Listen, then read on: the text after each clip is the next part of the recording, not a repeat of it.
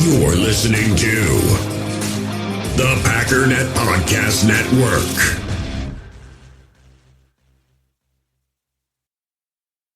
U.S. Cellular has noticed the way we use our phones has gotten ironic. We try to put our phones down for dinner, but the menu's on a QR code. That's ironic. We hit like on social posts that we don't actually like, which is ironic. Which is why U.S. Cellular created Us Mode, to help us reconnect with each other and use our phones less ironically. A phone company wanting people to use their phones less is ironic. Let's find us again with Us Mode from U.S. Cellular. Visit uscellular.com/built-for-us to get started. This episode is brought to you by our good friends at NFL Sunday Ticket on YouTube TV. I'm sure by now you've all gotten back into your Sunday routines, but they could be even better. With NFL Sunday Ticket and YouTube TV, you get the most live NFL games all in one place, every game, every Sunday. And you can even watch up to 4 different games at once with multi-view, one of my favorite inventions of this decade. It's exactly what you need to catch all the action. Make your Sundays more magical. And also, YouTube TV is great. I got it this year. It's awesome. Sign up now at youtube.com/BS. Device and content restrictions apply. Local and national games on YouTube TV. NFL Sunday Ticket for out-of-market games excludes digital-only games. What's up, guys? Welcome into Packers Total Access. My name is Clayton. You can check us out on Packernet.com. Find me on Twitter at Packers_access. You can email us, PackersTotalAccess@gmail.com. You can text us 865-658-5824. Join alongside Tim live in Green Bay. We just had Emilio in here chatting with us. He's having to head out of town. Tim, I don't know. It's kind of suspect, man. My man was loading up the vehicle and leaving town. What do you think's going on there? Yeah, I don't know. I think he's got some business to attend to. It looks like. I don't know. It would have been nice if he would have put a shirt on when he was chatting with us. But you know Emilio. Emilio's like Matthew McConaughey. If he's not doing anything formal, he's shirtless. That's just the way he rolls, man. All right. Exactly. So I know Jacob's working tonight, so it's just going to be me and Tim in here this evening. Tim, you were at practice all day. I'm excited to just kind of get your take on what the vibe was like. We got a ton of updates to jump into as well. But before we do, Tim, some news came across the wire. We got a bunch of stuff to cover, so we're going to go rapid fire. I'm excited to get your take on all of it. But this, listen, you never root for an injury, whether it's a division rival or not. But this has got to be devastating to Minnesota Viking fans. I know, with obviously the loss of Kyrie Jackson, the human, forget the football player, right? That tragedy that happened earlier in the year, and just other things that just kind of came down the pike their way. Today, what I've heard out of camp is J.J. McCarthy has looked excellent. And then today, Ian Rappaport tweets out, Vikings quarterback J.J. McCarthy missed practice with knee soreness and tests revealed a meniscus issue that he'll undergo surgery for, per me and Tom Pelissero. What I'm hearing, and I don't have the latest information, maybe you guys and gals know in the chat, it sounds like they're going to know more once they get in there and look at the knee. I don't know if they're going to go in and scope it or what, but there's a good chance he's probably going to miss maybe half the season at best type thing. I could be wrong there. I know they're preparing now for Sam Darnold to definitely be starter day one come week one. You hate to see it, Tim, but at the same time, as a Packer fan, it's like it is what it is, man. There's no two ways about it. It definitely hurts the Vikings organization. Yeah, absolutely, and I love that part of it. Don't get me wrong, but this could also bite us in the butt here because Darnold is, he's a tenured quarterback in this league, very good compared to a rookie. So this might not be that good of news for Packer fans. But football aside, man, the first thing that I thought of when I saw this story break is, a young rookie quarterback trying to make it in this league, right. Going down early here. Looks like he's going to miss a lot of time here in his rookie year. And we know how that can impact a career. So, I feel for the player, the person. But yeah, as a Packer fan, I'm just going, thank God it wasn't one of our guys. Right. But the human in you has to have a heart for a young player like this, especially a guy who, had it all in front of him, coming into an opportunity like taking over, possible QB1 for the Vikings without, Cousins not there. And, they got Jefferson, they have weapons there. They needed a quarterback, and it was a great place for a guy like him to land. And this kind of setback can really screw with you. So, our hearts go out to him and his family as he kind of deals with this. But I say bring on Sam Darnold and the boys. We're going to see him twice this year. I say twice because we won't see him in the playoffs. We'll be there. They won't. But you feel for the kid, right? I mean, Absolutely. Your heart goes out to him. It sucks. It really does. Yeah, it does, man. And the good news in the situation for JJ McCarthy, obviously, he's a first-round pick. So it's not like he's hurting for money. It's not like he was one of those undrafted free agents. Now it's like, holy cow, is my career over type thing. But, again, bittersweet. It's one of those things you never root for an injury, but at the same time, there's no two ways about it. This sets their quarterback plan back a touch. And who knows, maybe Sam Darnold was going to beat J.J. McCarthy out anyway. The vibe I got was J.J. McCarthy was looking really sharp and was probably going to take that quarterback one spot. But nonetheless, just wanted to cover it because it's NFC North news. Some other news came down the pike here. ML Football, I tweeted this out. They had tagged me in it. It said UFL star running back Nate McCrary is signing with the Green Bay Packers. Per his agent, Paul Bobbitt exclusively told ML Football, said he was a standout at Saginaw Valley State. He's only 25 years old. Tim, I believe, if I remember correctly, too, and you guys correct me if I'm wrong in the chat, I think he was in camp with the Packers last year, I believe. I could be wrong there. I want to say that was the same back that had come through.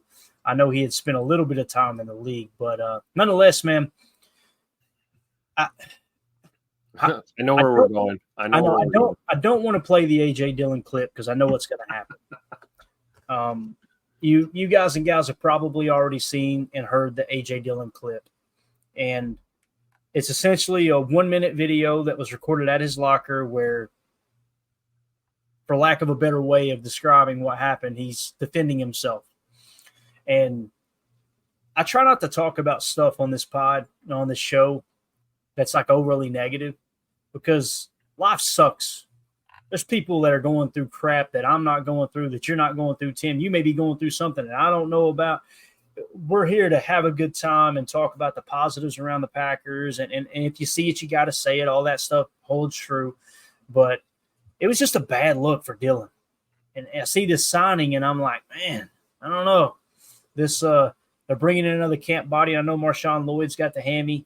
I know there was someone else is banged up too. I was reading that. Someone else, I think it might have been Merriweather, it was a little banged up, but could just be a camp body.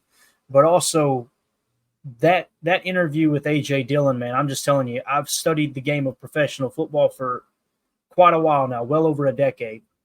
And when I say study, I mean study. I'm not just talking about I've been a fan now. I've been a fan much longer, but that's when I got my head out of my ass and really started paying attention to stuff that matters.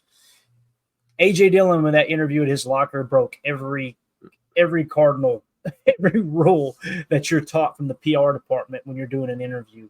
You know, never say anything bad about a teammate. Never talk about a teammate unless it's good. He didn't say anything to anybody specifically, but he essentially said the blocking was bad. I said I didn't want to get into it, and here we are getting into it. Nonetheless, we signed a running back. Yeah. Might not be anything. Might be hey, AJ might be dropping on the depth chart. You know what I'm saying, Tim? Does that make sense? Oh, yeah, absolutely. But in all honesty, this time of year, I don't care what organization it is, this type of transaction is totally normal. If it, we're I think everything's under a microscope considering the amount of press and convo that's surrounded AJ Dillon since the preseason performance on Saturday. And to be honest, I'm wondering if maybe that's where some of this kind of chippiness, kind of attitude change on his behalf, it might be coming from that. You carry the ball 4 times, you hear the fan base rip you to shreds. You're probably not going to be too enthused to be chatting about specifics when it comes to things. But I agree with you, Clayton. There's a way to go about things. But I will say this, just like you did. He didn't mention anyone specific. This wasn't pointing out, pointing fingers or anything. But it was definitely kind of teetering the edge of, something you don't really want to hear your guys saying, especially on a team like this where everyone's playing for each other and we want our guys bought in.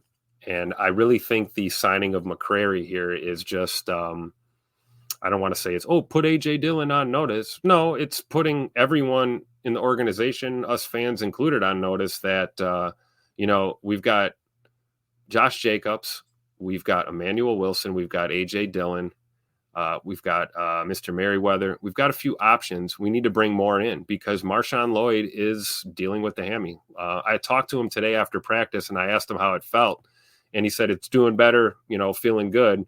The vibe I kind of got is, of course, he's going to say that. What else would you say to that question? But definitely had the sleeve on today. So, beyond Josh Jacobs and Emmanuel Wilson right now, who? That's the real question we should be asking ourselves. Who's the next man up? So you look at a signing like this, hey, get a healthy body into camp. Let's see what he can do. If he sticks around, makes a practice squad, great. If not, hey, it is what it is. But we got another game to get ready for this weekend, and the ball rolls forward. Yeah. Bates says, I haven't seen the Dillon interview yet. Oh, no. Listen, I sat here and teased the whole thing. We're going to show it just so you guys have heard it, and then we'll move on, okay? Let's just do it that way. We'll let everybody draw their own conclusion. I know there's several people already commenting. I will say this, the comments underneath this tweet, it's about 100-1 of people just going, screw this guy. And that is so rare for A.J. Dillon. But here's the interview we were talking about. And, again, this is this came in across Twitter from Cody Krupp on Twitter, at Cody W. Krupp. Make sure you go give him a follow. Here's the interview with A.J. Dillon, just about 1:10 long. And on Saturday, you didn't have a ton of opportunities, of course, trying to get, the second, third, and one. When you look back on film, people on Twitter might say, why can't he get a yard? Like, what did you see when you watch back? Is there, it seems like, is there no room? It's just nothing to, what can you do at some point? I graded a 98%. If you know football, you watch the tape and you don't look at the stats and you are actually put yourself in the game, somebody else go out there and do more than what I did. Yeah. That's just a situation, and that's football. And sometimes you have a drive like that where, a block doesn't happen here, block doesn't happen there.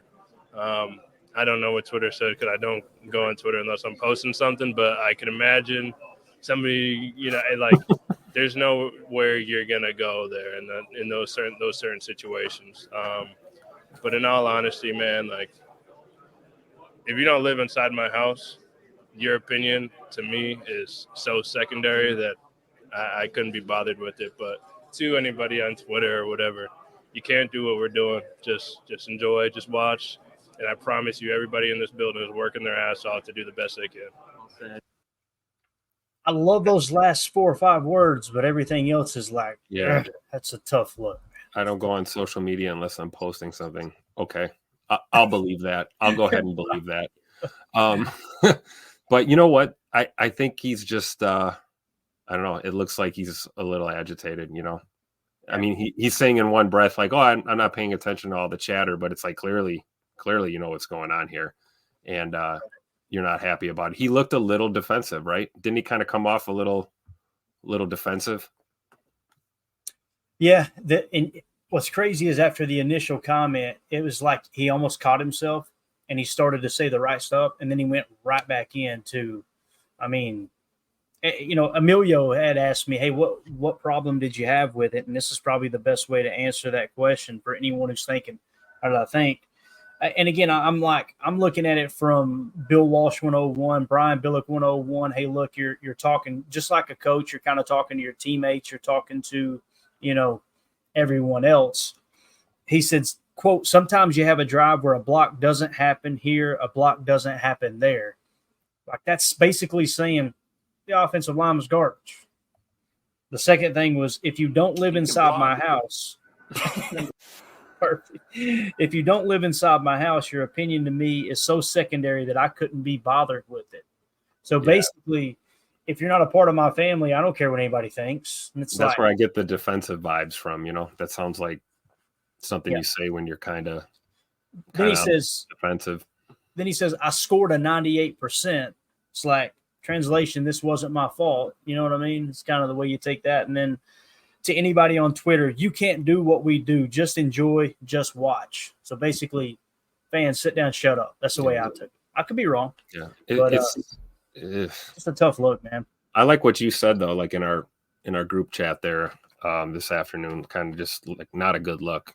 Either way you shake it, it's not a good look for us. Yeah. It sucks, man, because when he's a fan favorite like that, and he has been for so long. And we always talk about the mayor of Door County, and we're always playing the John Deere clip. Like, we went to I was as happy as anyone when he signed that deal. It's like, holy cow, we got him for cheap. That's wild that he wanted to stay in Green Bay. Now, he had made a comment that he got better offers in free agency, but then he went on to say, after you factor in tax differential from the state of Wisconsin to where he got the offer at, it was going to be about the same deal. So essentially, he didn't get the same deal, or he did get the same deal, I should say. I don't know, man. Again, you're catching him at a down point. Anybody who's ever lost a job, yeah, and if you're hearing my voice, somebody's going, "Oh, hell yes, Clayton. I know what it feels like, and it sucks.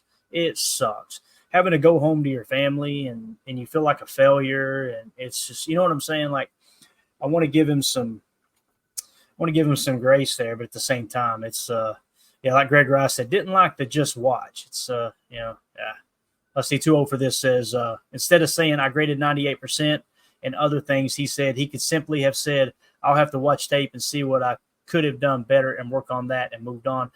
Right. And again, leadership 101 is absorbing criticism, even when you don't think you deserve it.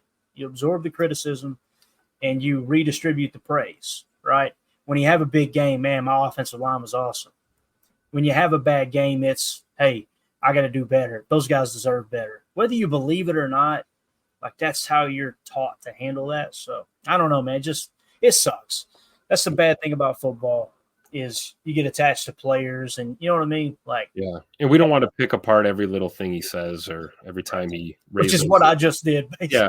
Well, not too bad. We didn't go too deep. There's people that are worse. I mean, you got athletes that'll be asked a question and they'll say, I don't have a comment. And then people spend 10 hours reading into what no comment means. So I think we did a pretty good job of just scratching the surface on this and not giving it too much energy. I will say this, though.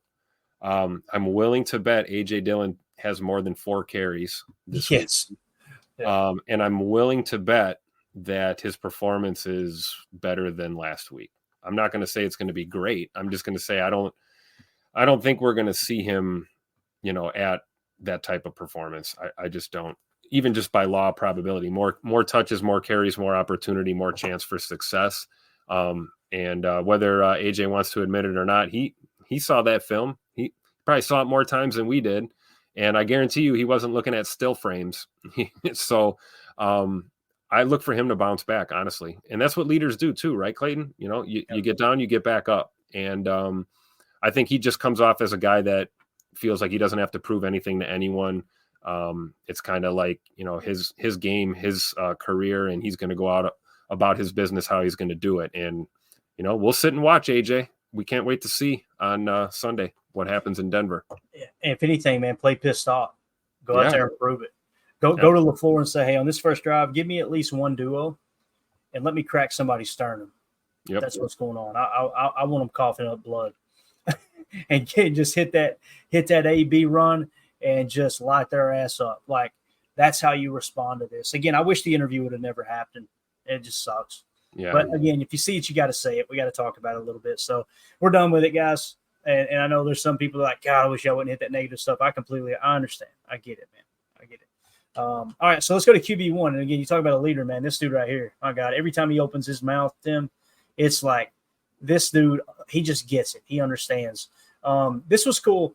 You guys remember I tweeted out the Next Gen Stats video where it showed the touchdown throw to Tay Wicks. And we got a little more information now. It seems that actually, I want to give a shout out to Robert. I got this right here. Let me do this real quick. Robert, one of the loyal listeners, he said, hey, Clayton, just watching the game back more intently to catch things. Just wanted to let you know that was Ronnie Hickman that got burned by Wicks, not Pro Bowler Denzel Ward. So we do know that now. Also, I can confirm Tim is right. Quay is wearing the green dots. So he did confirm that, Tim. Sweet. Now, as far as that being Ronnie Hickman, what's key to understand about that play, and Jordan talks about it a little bit here. He says it's one of their base plays. It's called slot fade. Actually, let me play this, and then we'll talk about what I want to mention here. Here we go. No, I mean, Matt called that play, dialed it up, but it's one of our base plays, slot fade. So got a good matchup out there on Wicks, and he ran a great route, stepped on the guy's toes, and one over the top, didn't let him touch him. So it was a great route, but just a call Matt made. Love it. So there you go. So he called it slot slot fade. Now, you guys know we broke it down a little more intently than that. I don't think I won't be able to get the whole thing to show up there, but it was basically out of 11 gun. They went tray right, Y flex. The thing that made this play go, Tim, was you put the tight end flexed all the way out to the sideline, and that was Luke Musgrave. And they've got to make a decision. Do we leave our corner out there on Musgrave, or do we put a safety on him? They chose to put the corner on Musgrave, which put a safety on Wicks. Now, when you talk slot fade, basically in that situation, Dontavion Wicks, even though he's technically the Z there, he's kind of acting as the slot because he's in between the Y and in between what is truly the slot, or what they probably refer to as flyer, to be honest with you. That's where you get kind of convoluted. You don't want to get too caught up in those muddy waters. But essentially what you had was you had Jaden Reed run a climb route, which is a crosser, a deep crosser. And he got the single high safety to go with him. You ran a Haas concept on his right in his hip pocket there, which was Dontavion Wicks running a 9 fade. That's the slot fade he's talking about. And then, of course, you had the Y run a curl. That's Haas. So you had a 9 route with a curl. That's Haas, albeit a 9 fade. So it was just cool that's how you got a safety matched up on Dontavion Wicks. And it's everything that Coach LaFleur is always talking about, Tim, about we don't need a true number one receiver, right? And it's funny because I'm going to get this pulled up here too. US Cellular has noticed the way we use our phones has gotten ironic. We try to put our phones down for dinner, but the menu's on a QR code. That's ironic. We hit like on social posts that we don't actually like, which is ironic. Which is why US Cellular created Us Mode, to help us reconnect with each other and use our phones less ironically. A phone company wanting people to use their phones less is ironic. Let's find us again with Us Mode from US Cellular. Visit uscellular.com/built-for-us to get started. You're a podcast listener, and this is a podcast ad. Reach great listeners like yourself with podcast advertising from Lips and Ads. Choose from hundreds of top podcasts offering host endorsements, or run a reproduced ad like this one across thousands of shows to reach your target audience with Lips and Ads. Go to lipsandads.com now. That's LIBSYN ads.com. You're a podcast listener, and this is a podcast ad. Reach great listeners like yourself with podcast advertising from Lips and Ads. Choose from hundreds of top podcasts offering host endorsements, or run a reproduced ad like this one across thousands of shows to reach your target audience with Lips and Ads. Go to lipsandads.com now. That's LIBSYN ads.com. You're a podcast listener, and this is a podcast ad. Reach great listeners like yourself with podcast advertising from Lips and Ads. Choose from hundreds of top podcasts offering host endorsements, or run a reproduced ad like this one across thousands of shows to reach your target audience with Lips and Ads. Go to lipsandads.com now. That's LIBSYN ads.com. Jason Wilde, I found out later it was Jason Wilde. He asked Jordan Love the same question basically that he asked Matt LaFleur in the presser yesterday. That got Matt LaFleur kind of heated. And look at Jordan's face already in this frame. Watch him grin. When he answers it, he kind of grins too. So I'll just let the video play and we'll talk about what he says here. And it goes hand in hand with what think of that Dontavion Wicks play and how they tried to get him matched up on the safety. And then think about this stupid ass question where people are always going, who's the number one? Who's the number one? It doesn't matter who the number one is. His face right here looks like that meme, right? Like, bruh. Yeah. Come on, bruh. Really? That's the same look Mandy gives me when I come down them steps on Monday night and that trash is still sitting out there at the curb. You know what I mean? She's like, what are we doing, bub? Get that down there to the street. Here we go. I made a mistake yesterday of prefacing a question about Wicks by mentioning the lack of a number one receiver. I'm still trying to understand that with as much talent as you guys have at the top of that depth chart, and even down the depth chart, where does Dontavion kind of fit into the puzzle that is that group? Yeah, I mean, I think, like you said, we have a real deep, receiver group. Which, like I said before, is a good problem to have. We got a lot of guys that can go out there and make plays, be in different positions, move all across the field. So I think it's great. I mean, we'll mix those guys up. When one guy gets tired, another guy just go in. So we just have, fresh guys out there. But as far as he mixed in the lineup, I mean, we saw it last year. I mean, all those guys can be anywhere. I feel like they can all run different routes. So I mean, it's all play dependent. If a guy's number one read, things like that. So we'll see. We'll see as the season goes in and get more game plan stuff going. But I think all those guys can fit in anywhere. And that's exactly what Coach LaFleur said. Right now, think back to 2022 when Rodgers, with the broken thumb and the receivers led the league in drops, and everything just kind of fell apart in 2022. And the whole year, Kurt Warner was breaking down all the tape, and he kept saying these receivers are not reading their choice routes properly. Now what Matt LaFleur has are these receivers who have grown in this system, and now you have 4 receivers that understand the choice route aspect to Matt LaFleur's offense, meaning they know exactly where to be based off reading the defensive back, right? He talked about Dontavion Wicks stepping on the corner's toes or the safety's toes, understanding the defense, understanding, okay, in this choice route aspect, you can either get skinny inside, you can run a straight 9, or you can run a 9 fade. He knew in that situation, single high safety, I need to work the sideline. That's the choice aspect of that slot fade. So when he said stepping on his toes, then what he meant was get right up on that safety. I mean, right up. Get your feet as close to his feet as possible, and then just dust him, right?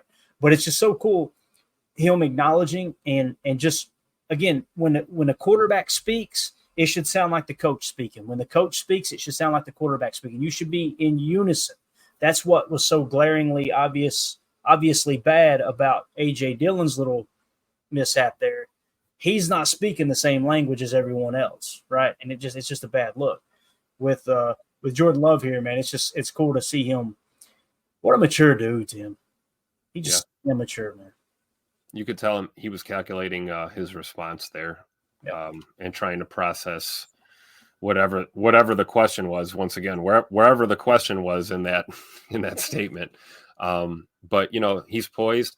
It's funny, you can really look back and just watch how Jordan is much more comfortable dealing with the media than he was even last year and the year before. So it shows in these interviews because he's a little different than A.J. Dillon, right? This is QB1. This is the face of the franchise here, massive new contract and all. So he's really being selective about how he's going to answer these questions. But we all know Jordan's got his head screwed on straight, and this is the guy that we want leading. And, I saw a comment here. Deadfish actually hit this right on the head. The wide receiver being covered by a safety is the number one wide receiver. Exactly. Usually changes from play to play. And, that's kind of the formula for success that I think exists with this Packers receiver core is that, and Jordan, you could tell by his response there is like, he basically said everything except for, I don't give a damn who's out there. Run the right route. I'm going to hit you.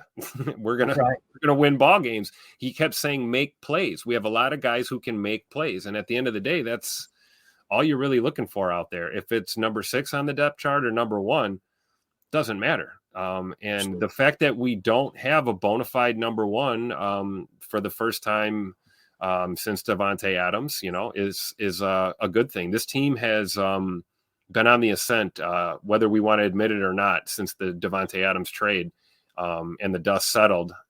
Things are looking up for this receiver core, and it's because we don't have, a quote unquote premier number 1, stud guy. So I like this formula, win by committee. And I think we're going to get success in the long run. Definitely. 2-0 for this says what he meant was get close enough to hawk 2 on that thing. You get me? Do it. You know what I'm saying, Tim? Do it. Oh my gosh. Oh man. All right. So let's see what else we got here. Coach LaFleur earlier at his presser. Let's see. I sent a tweet out. It says, head coach Matt LaFleur talks about his receiving core and their willingness to block. I love this quote he uses. No block, no rock. Tim, this is what it's all about right here, man. When you talk about how Jordan Love just built up his whole receiving core like everybody's a number 1. What did Matt LaFleur say? All those guys are number 1s to me, right? And then here he is bragging on the blocking. Was telling us you showed the team a couple clips of Grant Dubose blocking in Saturday's game. Where have you seen the growth in that part of his game, and how important is that to make the team as maybe a 6th wide receiver? Yeah, I think it's big time. That's something that we absolutely emphasize here, whether you're the number 1 receiver or not. all those guys got to block. They understand that, and they've embraced that. And, I heard a saying once, no block, no rock. So they all want the rock. I love it. I love it. Yes, he can, Emilio. And obviously, he's talking about Grant DuBose. Tim, they broke down the tape and showed Grant DuBose blocking in that preseason game. And you know how awesome it is. I think Grant DuBose is wanted by Cleveland police for assault. I really do. I saw some of the run backs too of that film, and interesting because he's aggressive and he's got good technique and good form, good feet, good framework, and he's a great blocker. And by the way, he can catch the hell out of the football too and run routes. Lot to be excited about with him today. It was just fun to watch him. I will say this, for all the talk about, him passing Malik Heath on the depth chart or up the escalator to making a spot on this team. I saw these two, they were thick as thieves today at practice, man. So for two guys battling out for quote unquote, maybe that last roster spot, these guys are building each other up. They're competing hard. They're going hard. I did see a couple of sets where Malik and Grant were both on the field at the same time. So I think the staff wanted to see them running sets together. And then there was a few times that I saw them separate them, and they pulled Grant off for a little bit, let Malik run some routes, and then they were kind of utilizing them, one at a time. But you can tell the microscope is out. They're looking at both of these guys, but clearly Grant DuBose is getting all the attention right now, and deservingly so. Like I said, we're a year behind on all of that with him. Right. So to see him come out and maybe possibly break out here right towards the middle end of training camp, this is exciting. And again, like Jordan Love just said, it's a good problem to have. Oh, look, here's another receiver that's awesome. Yeah. Don't get me started on Julian Hicks. The first guy I saw catch a ball today was Julian Hicks. A beautiful pass from Sean Clifford early at practice today. He just dropped one in the bucket, as they say, floated it over the coverage, and Hicks made a great play on it. So there is a ton of talent at the receiver position here.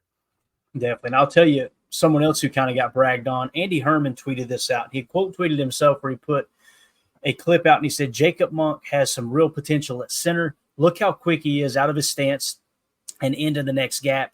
Impressive stuff from the rook. And then with that quote tweet, he said, ask Matt LaFleur about this block today. Had a lot of positives to say about Monk. And he said he's going to be out there a lot playing all three positions on the interior in the preseason. Now, keep in mind, this next preseason game, it sounds like they're not going to play the starters. So we're going to get a heavy dose of your Jacob Monks. You're going to get a heavy dose of your Grant DuBoses. It's going to get a heavy dose of A.J. Dillon. Yeah. And I hope he just runs like someone possessed. But I want you guys to watch this real quick. Key in on the center, the center behind Sean Clifford here. Watch him get out of his stance and how he seals this backside off. This is not normal. Look at that. Watch his feet. Look at 62. Bang. You know how hard that is to do? Look at that lunge, that step to the right. That's a big boy with a lot of agility is what that is. That's amazing.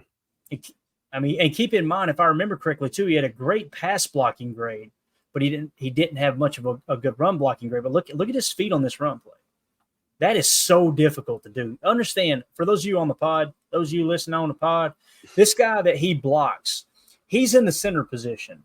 And the guy that he blocks is in what we would call, I guess you could call it a 2-eye. See how he's on the inside shoulder of the guard, Tim? That's what we refer to as a 2-eye. If he was dead set in the inside of that gap, you would call it a 1-tech. So he's on the inside shoulder of the guard, and the center snaps the ball and lunges over basically 1.5 yards, flips his body completely sideways and seals off that backside. That's some damn good footwork for a rookie center. We've heard Mike Wall talk about this repeatedly, about it starts with your feet. And if you can be the biggest, strongest, toughest dude, know all the plays, have great hands. If you don't have the footwork down, you're not gonna be a good lineman in the NFL. And to see a guy this young with this kind of agility and footwork is promising. Yeah. Pretty cool stuff, man. So just wanted to hit on that and shout out to Andy Herman for taking the time. Obviously, he's been breaking down the tape, and for him to put that tweet together and then couple it with something that Matt LaFleur said, really, really great work, man. Andy's just top notch when it comes to covering the team. There's no doubt about that. So anything else you want to hit on based off of what we just talked about, Tim? And if everybody would take a quick second, hit that like button for us. Feel free to subscribe to the channel. We're going to be going live daily all year long. Post-game shows, pre-game shows. We'll be breaking down chalk talks, doing X's and O's. We'll be bringing you all the news. When someone says something hateful at a press conference like A.J. Dillon, then we'll mention it too, unfortunately. But we appreciate y'all making us part of your evening here. Tim, anything else you want to hit on based off what we just said before we get into practice here, man? No, let's keep it rolling. All right, so I want to ask you right off the top. I got all kinds of practice updates. I want to get your take. What did you think of practice today? You were down there at Ray Nitschke Field. It looked beautiful. Not a cloud in the sky, didn't look like. Probably a little bit of a breeze blowing. What was the vibe like down there, and what stood out to you, man? Hot and intense. That's the vibe that I got today. Trademark first move is to head over to the south end of the facility and watch the D line and the linebackers. That's one of my favorite things. But I did get to walk around. I sat in the bleachers a little bit, made my way around. I got to see a little bit of everything today. Oh, that's a good clip here from Wes Hockowitz in the background. Little netball drills today. But no, intensity. That is the ringing thing. I had a bunch of videos. They're still uploading now. I wish we could be sharing those right now. Had a little bit of a technical issue. But I got some really good video that we would definitely have to lower the audio on because of the sheer amount of F-bombs being dropped. And let me tell you, nobody drops more F-bombs than Coach Reb. I'll tell you. Coach, that man is he's a war general when it comes to that D-line group, put it this way. It didn't matter if they were doing one-on-ones, if they were running through cones, if they were hitting the sled, if they were in team drills. He was screaming all practice long. And that's what I'm noticing now. And this is a testament to every year around this time. The intensity level picks up as you get closer to cut days, as we get closer to the regular season. You know, guys are fighting for their NFL lives out here, and everyone's making each other better. Good clip of Jair there. Good to see him back out today. Also, I can verify Zane Anderson is in fact a real person. I actually saw him with my own eyes today on the sideline. So he is real. For anyone who was suspicious, he's real. He's not a AI generated image. So that was good. But no, in a nutshell, Clayton, man, intensity and heat. We saw Quay Walker kind of pulled up with some cramping issues about a quarter of the way through practice, and they got him squared away, got him back on the field, and he finished today, which is good news. One of those things that kind of looked worse than it really was when it happened. But yeah, man, hot and intense, and tomorrow should be more of the same. They went a little over about 2 hours today. So I don't know if Coach LaFleur is going to have them go longer tomorrow or taper off as we get closer to the end of the week. But it was a full practice today, and intensity level was cranked up for sure. Heck yeah, dude. That's what I'm talking about. Let's go to the chat real quick. Eric Sutherland says they're going to be doing some 24-hour streams, right, Clayton? I'll be living in a van down by the river if that's the case, my man. I'm trying to get as many streams in as I can because I really enjoy talking ball with y'all. But yeah, we got to keep the, happy wife, happy life.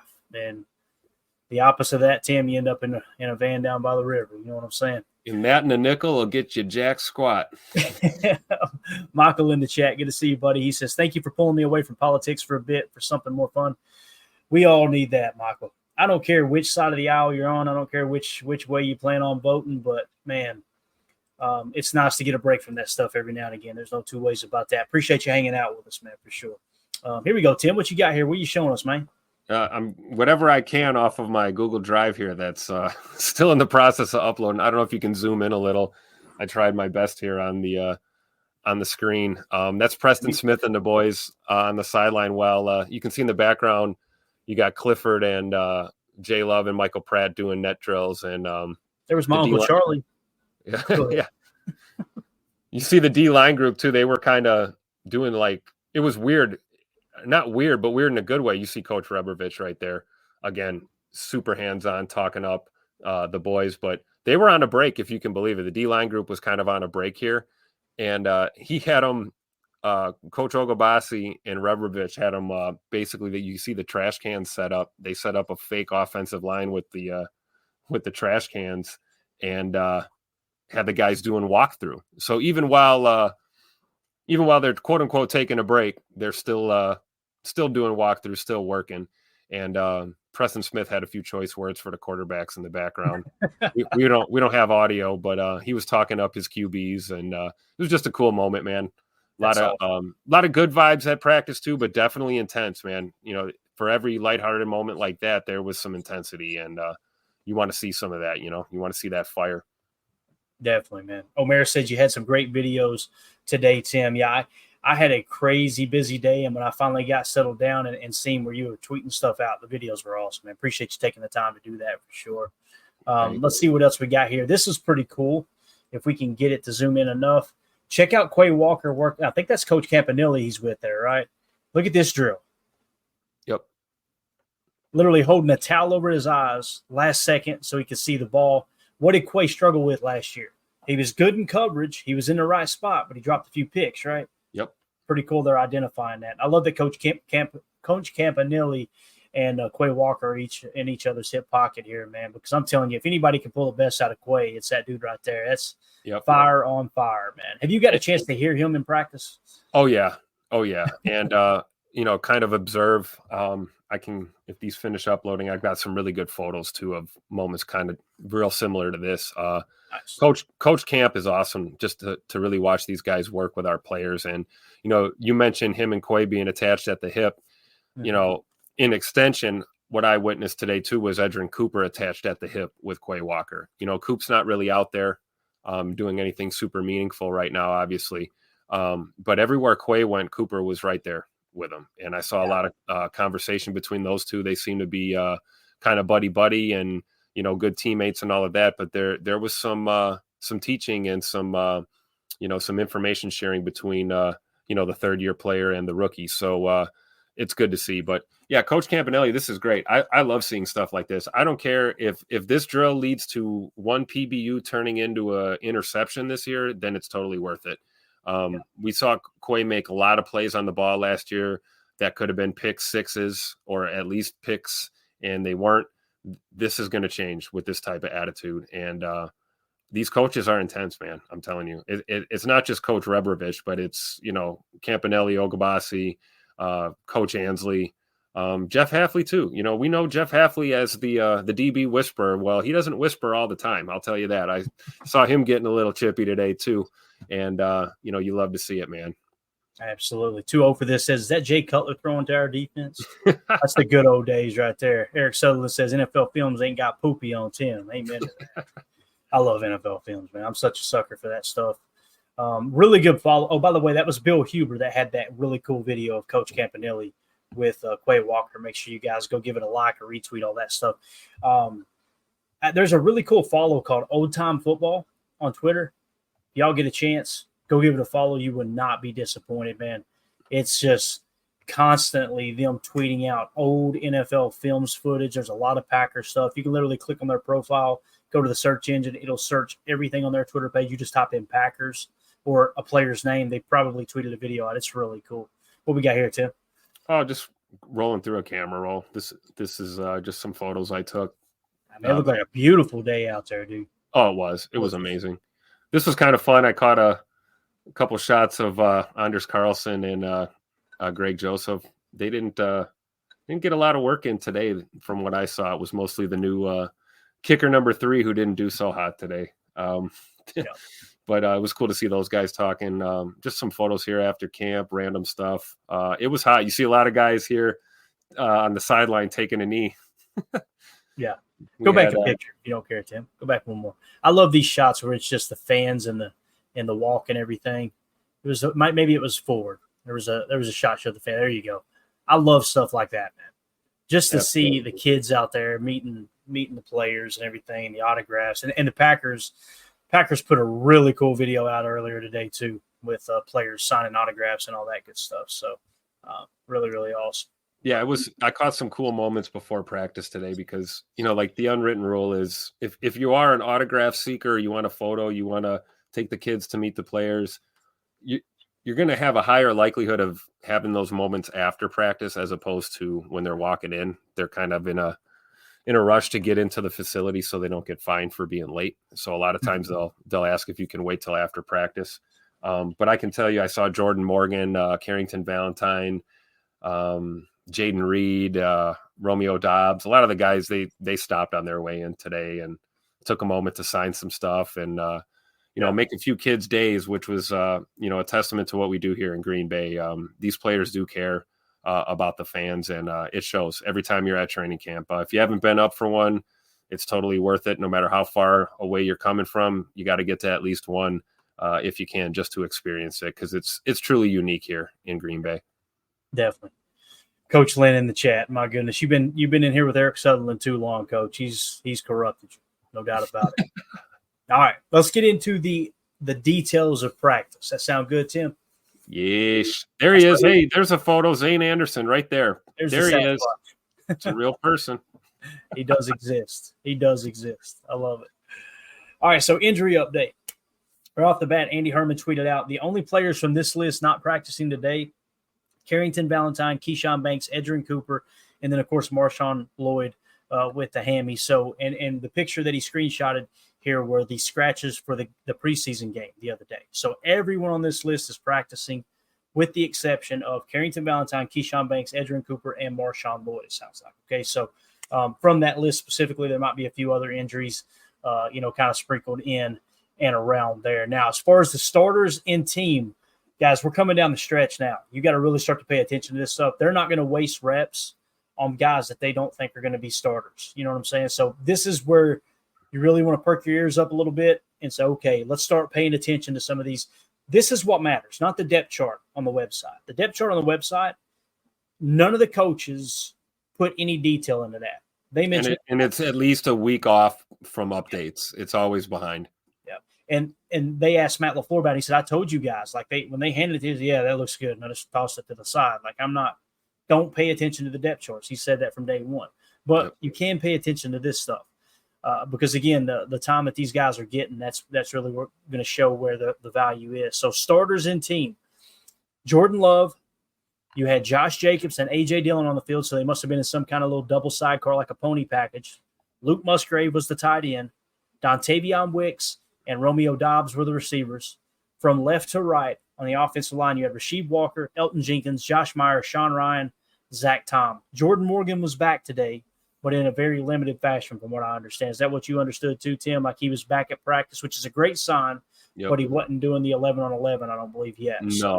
No, but he was in on some of the individual stuff, I believe. Yeah. So on defense, this is what I think the starting defensive line will be in our base 4-3. Well, they're in a nickel here, but I think it'll apply the same in a 4-3. They may prefer Slayton over White, but in this nickel set here, since we were in 11 personnel on the offensive side of the ball, Rashawn Gary, Devontae White, Kenny Clark, and Preston Smith. I think that front four right there, 75 to 80% of the time in your nickel 4-2-5, or if you want to go with a big nickel look, that's probably going to be your defensive front, right? With LVN, popping in there for Preston or maybe even Rashawn too. I mean, I think LVN can play multiple spots on that D line. He's going to get so much more playing time this year, Tim. Yeah, for sure. For sure, which makes us even more stout up front. Yeah, definitely. At the linebacker position, they had Eric Wilson and Isaiah McDuffie in there. Now, that's because of the Quay Walker cramp thing I was talking about earlier. He was he missed – it was bad timing because it was right after individual drills. They were breaking off to go into team, and Quay cramped up, pickle juice, banana, training room, the whole nine. And, yeah, you looked, and it was Wilson and McDuff out there. But I think Quay caught up a little bit after the drills. All right, so in the secondary, you had Jair Alexander and Eric Stokes on the outside. You had Keyshawn Nixon in the slot. And then at the safety position, we had Javon Bullard and Xavier McKinney. So it sounds like Bull's probably going to be your starting safety alongside McKinney, unless Evan Williams just continues to crank it up. And he's had a great camp. So moving on to quarterbacks, Andy Herman says, strike from Michael Pratt to Wayne over the middle. Pratt continues to sling it, followed by a bomb from Love to Watson deep downfield for about 60. I'll say it again. Followed by a bomb from Love to Watson deep downfield for about 60 yards. Another gorgeous Love deep ball, and Watson showing off his big play ability. More on Pratt. Andy Herman tweeted out, Packers might need to start thinking about Michael Pratt as number 2 even more. If he's this good and doesn't even know the playbook yet, it's super intriguing. Just found Sims on a corner route rolling to his right for a big gain. He's been absolute money lately. So Michael Pratt obviously picking up steam here late in camp. Now, I want to mention this before we get to a Luke Musgrave tweet from today. Yesterday, tight end coach John Dunn on Luke Musgrave's, quote, quiet camp said, quote, it's camp. Those opportunities will come. There's nothing to it. Okay, so he's kind of downplaying the fact that Luke Musgrave has been kind of quiet during camp. Well, today sounded like a little bit of a rough day. Andy Herman said, Love with a gorgeous throw. Him open pass to throw him open pass to Musgrave, but 88 can't hang on. Love tries to hit a seam throw in between the corner and the safety to Reed, but just off his fingertips. Love complete to Melton, short on a quick out. Then Love had Davis on a deep post, but a big overthrow. So the offense trying to get that zeroed in.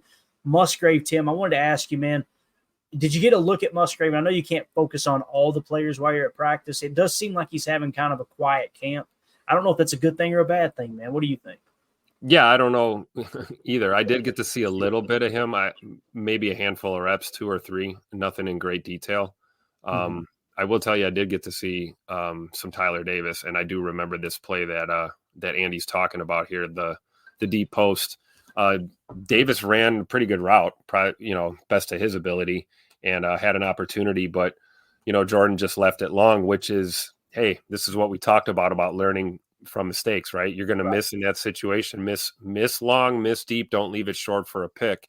That's almost automatic at this point for Jordan. But yeah, I think Musgrave is having kind of a quiet camp. That could be a good thing, could be a bad thing. Again, this is that time of year where we all like to read into every little thing that goes on or doesn't go on. There's enough preseason left. There's enough time before week 1 against the Eagles. So, we'll see. And we all know what Luke Musgrave can do and what he brings to the table. So just give him time to get his legs under him. I think he'll be fine. Yeah, definitely, man. Definitely. Let's see here now. Since we're talking Musgrave, this got me fired up. Andy Herman said, oh, my God, a screen pass that worked. Love hits Musgrave on the tight end screen, and Kraft takes out 2 defenders with a block. Nice pickup for the offense. So I'm wondering if they were in like a 12 ace look where the tight ends were on the same side, so it was like a Twins 12 ace look. But it's pretty sweet to see Tucker Kraft took out 2 defenders blocking. I'm telling you, I think Tucker Kraft's going to break out this year, Tim. Also, Ben Sims, Andy Herman tweeted out, Ben Sims with a nice catch over the middle from Clifford and a nice little move after the catch. 2 nice plays from Sims so far. So it sounds like outside of Musgrave having kind of a quiet camp, these tight ends are really starting to gel together, man. We're not even talking Joel Wilson, who absolutely out in the preseason game, right? Yeah, and it's like you look at this tight end room, it's kind of mirroring this wide receiver room. Like we talk about, there are guys stepping up. There is talent here. I personally believe getting Tyler Davis back at camp is really benefiting this tight end room because it's freeing up some of these other guys to get some of these opportunities. And then, they're using Tyler Davis the way that they're comfortable using him. He's not a stranger to this system, and he's familiar with his responsibilities. That's why it was kind of like the highlight of the day to see Love, launch a deep one to him. You don't see that every day. Love targeting, or anyone really targeting Tyler Davis in the pass game, right? We know him as a special teamer and the SIF blocking master and all of those things. So it's nice to see some of these other guys getting some targets. And yeah, I feel great about Sims. Ben Sims is a solid tight end. Another guy that, we would probably put in that category of, what do they call that? Serviceable, right? He's not a liability. He's not going to jump off the stat sheet, but man, he's not going to make a lot of mistakes and he's going to make some plays for you. Another good asset to have in your back pocket, so to speak, with that tight end room. So I love to see it. Yeah. And you got Joel Wilson that you can kind of stash on the practice squad and let him continue to get better. And here's the reality.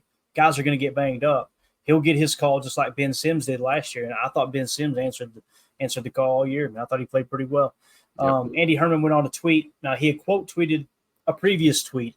Big mistake by rookie Javon Bullard, who doesn't line up right and leaves Jaden Reed uncovered. Reed takes it deep. Love finds him for a huge gain down the left sideline. And then he put Xavier McKinney a bit shaken up after the play and walks off, okay? Yeah, Then that was happening a lot today. So he quote tweeted that and put, McKinney looks fine along the sideline, has his helmet ready to go, doesn't look like anything to worry about. And then Andy Herman went on to say, McKinney back in team, good to go. So just a little banged up, but nothing to worry about there. I'm sure some of you guys and gals might have seen a tweet or two come across the wire about McKinney getting a little banged up. Sounds like he's good, no reason to worry there. This got me fired up. Andy Herman tweeted out, couple sacks of Clifford in team, Christian Young on a coverage sack, and Kalen King off the slot on a blitz. Tim, Kalen King in the slot again, man. Yeah. And they're using him aggressively in the slot too, firing that nickel blitz like that. And can you go back to that comment? I wanted to read that one more time. Yeah, absolutely, man. Yeah, Christian Young, the coverage sack. Yeah. Clifford, I saw a couple of those today. And you know what I noticed? It's probably a trend everywhere at camp. The guys got the red shirts on. They know they can't be hit. So, it's nothing to get excited about if you see a quarterback stand tall in the pocket during team drills at camp, because he knows he's invincible back there. Nobody's gonna drill him. So we saw guys standing in there longer and taking those opportunities. And Clifford didn't make a lot of mistakes, but yeah, there was a couple for sure today. Yeah. And the defense was flying everywhere, man. Kalen King is another one to watch, man. Another one to watch for sure in this secondary.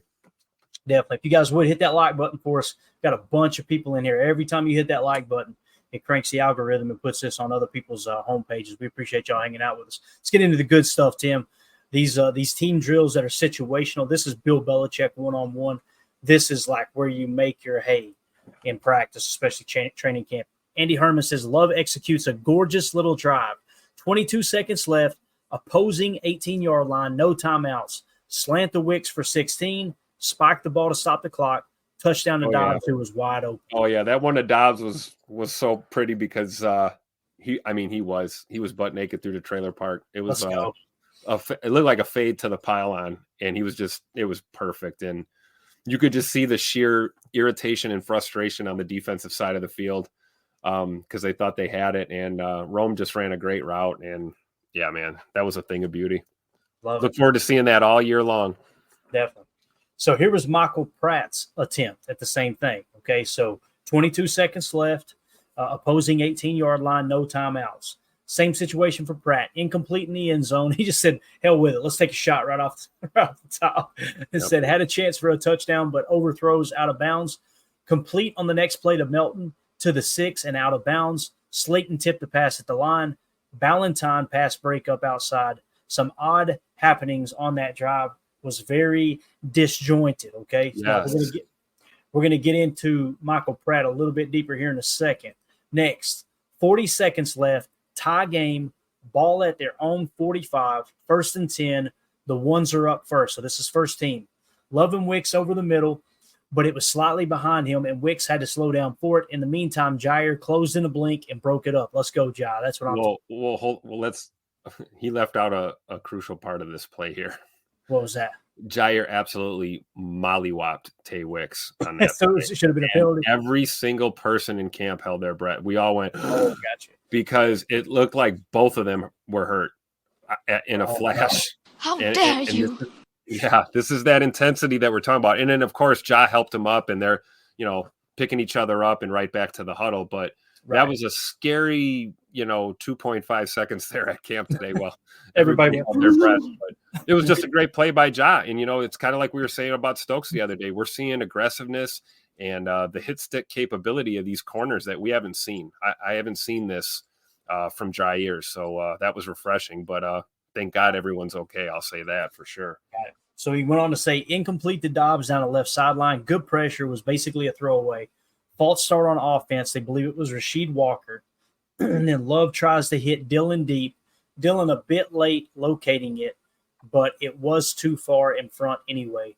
Defense wins there, okay? Now here's the comment I wanted to get to, or the next update I wanted to get to. If Andy Herman spots this, there's something there, okay? He just put, is there a new number 2 quarterback? Pratt getting both 2-minute drills. So LaFleur gave him both of the 2-minute drills with the second team, it sounds like.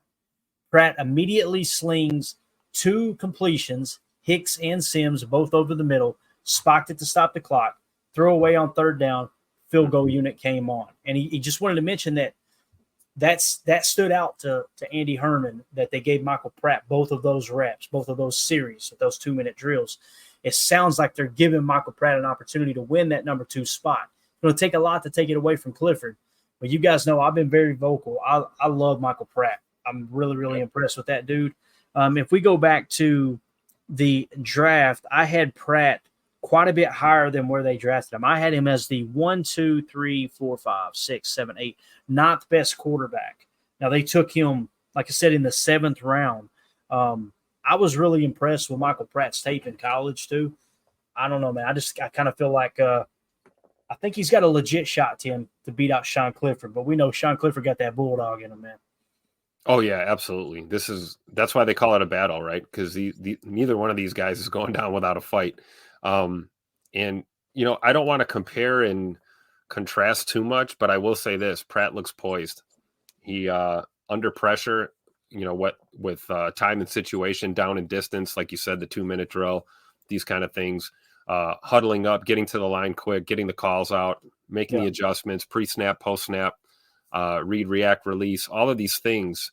I'm not going to say he looks like a seasoned professional already, but he doesn't look like a rookie kid that's never played in the NFL before. And I think that's a sign of what's to come. Like you said, if the ones aren't going to play little to at all on Sunday against Denver, then we should get a heavy dose of Clifford and Pratt on Sunday. And I'm all for it.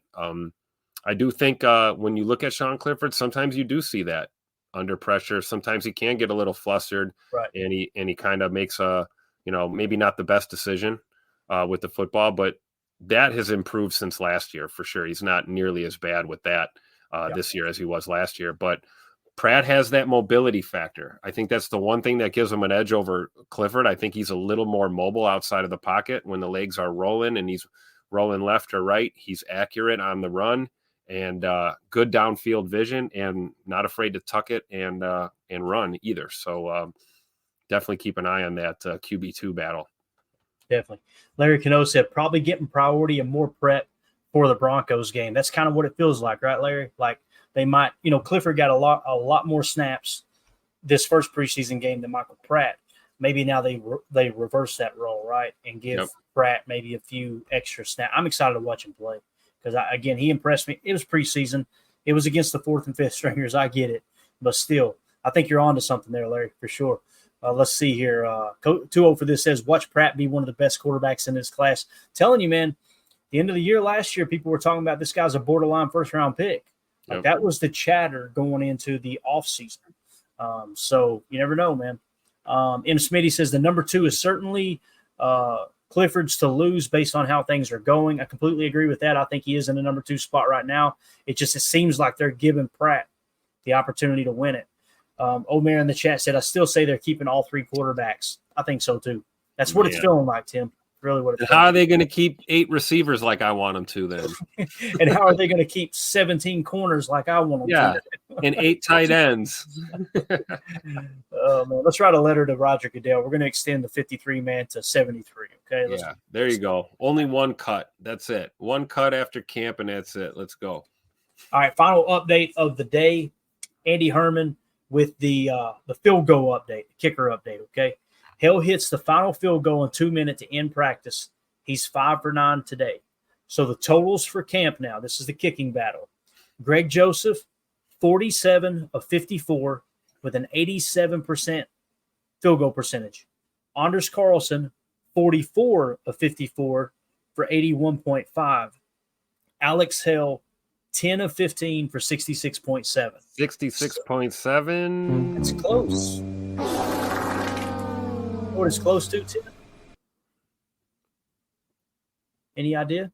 Probably 65%. 65%. 65%. That's what that is correct, sir. It's close. Close enough. Close enough for government work. Yeah, I don't know if Alex Hale makes the trip to Denver. Probably not going to. Yeah. Now he might want to. Like, hey, I'll buy my ticket. Y'all take me out there with you, but I don't know if he's going to make it. So here's my question, Tim.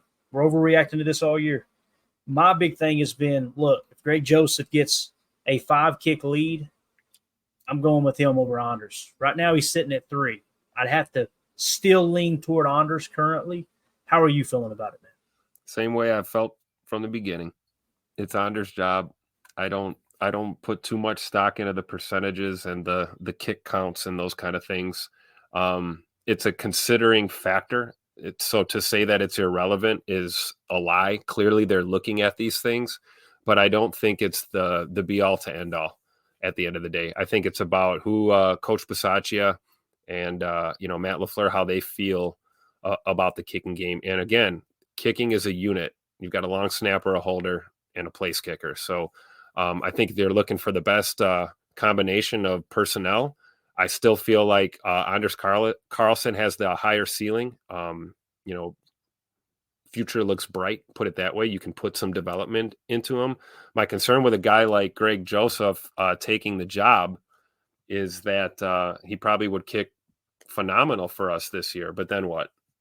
Then are we back here again next year with 13 kickers at camp, right? Trying to figure out what we're going to, you know what I mean?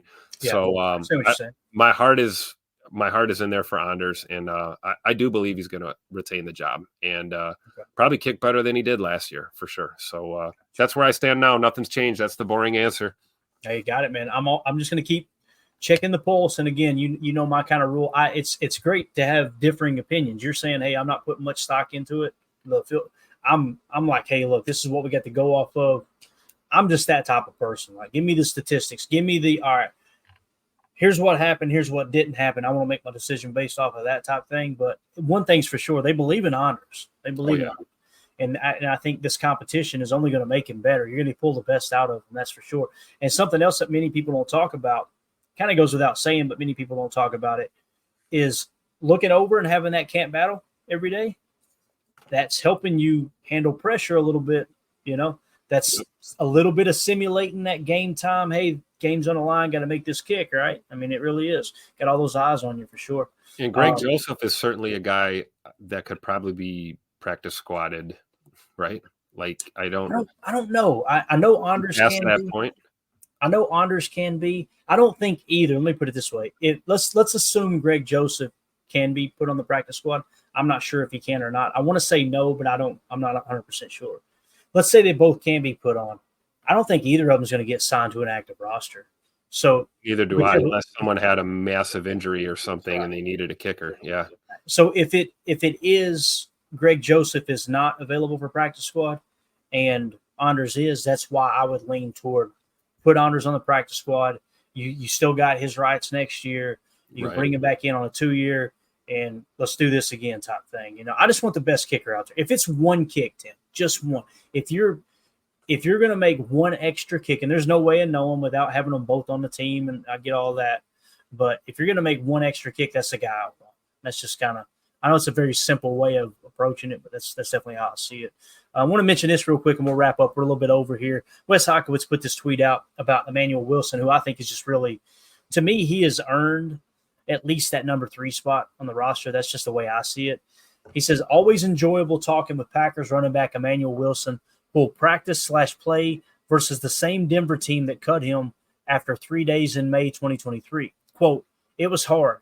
I cried. I did. I felt like football wasn't for me no more, but I found myself with God, kept my head up, and kept pushing. Amen. Every Emmanuel player Wilson. on this, How do you not love E-Dub, man? Love it. Every player on this team is always talking about God. There's always talk. Brian Gutekunst, go back and watch his presser when he was hired. I want to give thanks to my Lord and Savior, Jesus Christ. First thing he said. Jordan Love, I am second. He wears it on his wrist, right? Meaning God is first, I'm second. Jair the other day, what has nothing to do with me in his Instagram post, has nothing to do with me. It's all God. Emmanuel, I just love it. I love this team, dude. Love everything about it. Yes. And I love that it bothers people, to be honest with you. So, that being said, we're out of here, guys. Appreciate y'all. I'm going to leave you with this. Look at this. We got this one. LaFleur. Got it back, baby. I found it. So I love it. I don't know if we'll ever find who originally made that Photoshop because it's gotten used with profile pictures and everything, but we got it here on the show now. So if you're listening out there and you made that Photoshop there of Tupac LaFleur, thank you for your service. You're a good Packer fan. All right. So with that being said, we're out, guys. Appreciate everybody hanging out with us. We'll be back tomorrow, 7 p.m. Central Time, to talk more Packers. Got another camp practice tomorrow, right, Tim? Yep. And I'll get my videos uploaded this time. Gotcha. Hey, listen, if you do, great. No big deal, man. What you did tonight was awesome. We appreciate you, man, for sure. It's nice to have boots on the ground out there. So 10:30 a.m. Central Time, if you're find yourself around Green Bay, go out there, check out practice. And then, of course, we got the game coming up on Sunday at Denver, 7 p.m. Central Time. So it's going to be nice to get a little night game in. Tim, help me out here, sir. For those of you listening on the pod, thank you for making us a part of your day. As always, let's go out and be the change we want to see in the world. And go Pack, go.